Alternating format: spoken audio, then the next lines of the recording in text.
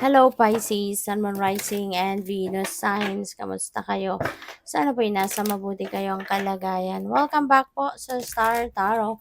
At kung bago kayo rito, welcome din po kayo. Please subscribe, like, share my videos, and leave me a comment kung nakaresonate po kayo. Thank you. So, first card ni Pisces, we have recovery. Okay?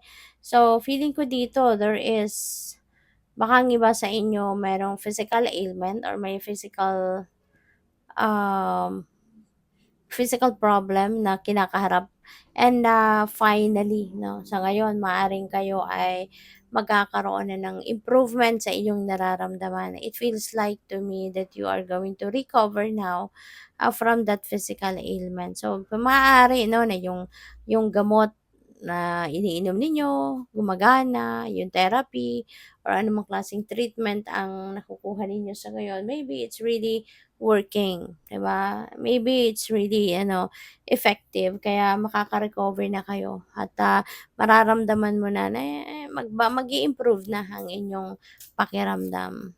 So we have reconsider. There are other things din siguro na kailangan mong i-reconsider. 'Di ba? Baka kasi kunyari na you made up your mind already, nakapag-decision ka na, and then all of a sudden baka naalala mo, teka lang, parang kailangan kong baguhin yung decision ko. Teka lang, kasi baka parang may kailangan akong tignan muli. Kailangan kong i-reconsider, 'di ba, ang ibang bagay, no? So, maaaring may mga gano'n ganap ang iba. Kaya huwag kayong magpatumpik-tumpik pa. Kasi kung kunyari, yun na nga, napagdesisyonan niyo na, tapos biglang meron kayong maiisip, that could be an epiphany, 'di ba? That could be um, that could be a nudge from the universe na, "Teka lang, wag mo munang i-finalize yan. Tignan mo muna, balikan mo, no, kung ano man yun, bagay na naiisip mo." Kasi that could be a nudge para sa'yo na maaaring merong importanteng bagay doon or importanteng impormasyon na kailangan mong balikan at tignan mong baka mamaya mahalaga pala yun, 'di ba?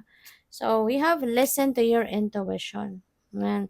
Napakahalaga na tayo or kayo'y makikinig sa inyong intuition kasi kapag kayo nakikinig sa intuition, unang-una, your intuition is um, your most reliable guide. 'Di ba? This is your most reliable guide.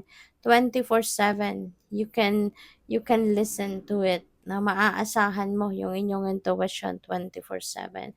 Kaya importante na kayo'y makikinig, no? Um, Diyan kayo sumandal. Paniwalaan ninyo kung ano yung naririnig ninyo from your intuition rather than listening to mga marites or marisol. 'Di ba? Kasi yung intuition coming from the divine universe. Pero yung kwento no, nadala sa iyo ng marites at marisol, saan ba nanggagaling? 'Di ba? Baka gawa-gawa lang din nila yan. Baka galing din lang yan no, sa kanila.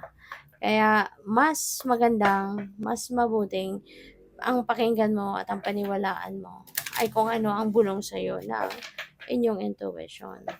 So, maraming salamat no, for subscribing. And if you haven't subscribed yet, subscribe na kayo. And also, maraming salamat din for not skipping the ads. Malaking bagay po yan sa akin. And also, please click the join button sa baba ng video kung gusto po ninyo na mag-join sa membership. Okay? So, first card ninyo sa deck na to, you are worthy of love and respect. Okay?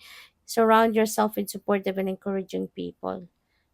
Kasi isa din yan, sa magandang gagawin ninyo na kapag pinili ninyo na paligiran ninyo yung sarili ninyo ng mga positive thinking people, supportive and encouraging people, mas makakaasa ka, no, na tatratuhin ka ng maayos, 'di ba? They are going to you can expect no that these people will look at you or treat you in a way na maaaring katulad din ng ginagawa mo, no, na marunong ka ding gumalang, marunong kang magrespeto ng ibang tao, marunong kang yung tinitignan mo din, no, ang ibang tao na merong concern, yung gano'n, no?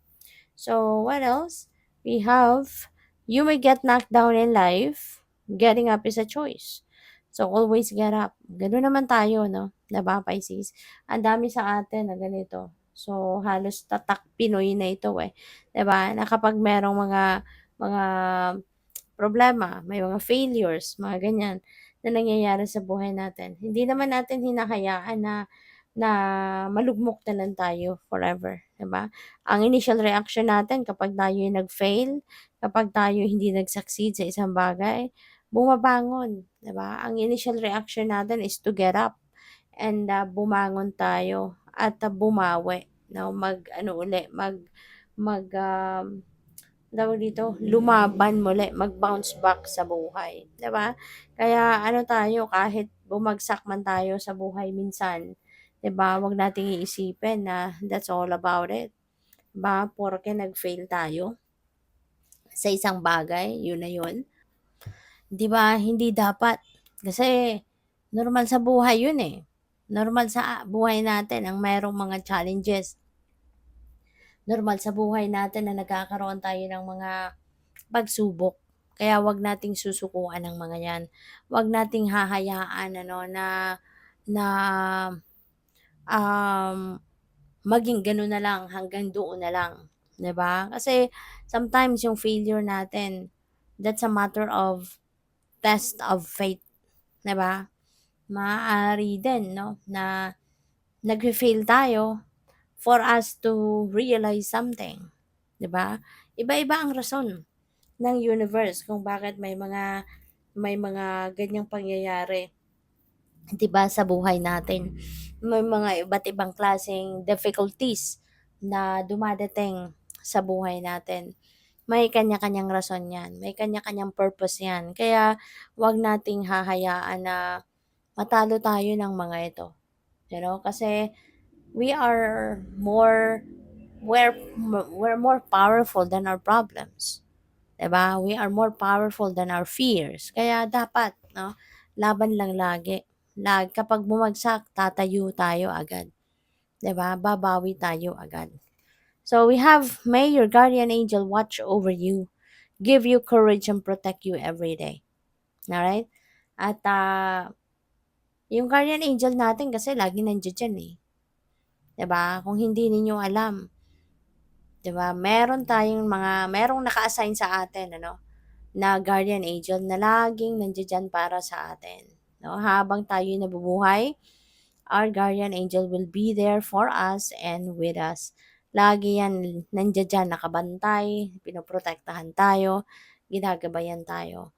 And whenever there is something, na maaaring nangyayari na hindi hindi favorable sa'yo, or merong mga in times of troubles, in times of difficulties and problems, huwag kang magdalawang isip na tawagin ang inyong guardian angel para tulungan ka. Kasi yung guardian angels natin, nag-uunahan yan, nagkukumahog, 'di ba? Natulungan tayo whenever we call on them. Whenever we mention their names, magkukumahog yan para lapitan tayo at tulungan tayo. Okay? So, good luck sa'yo. Thank you for watching. Love and light. Namaste.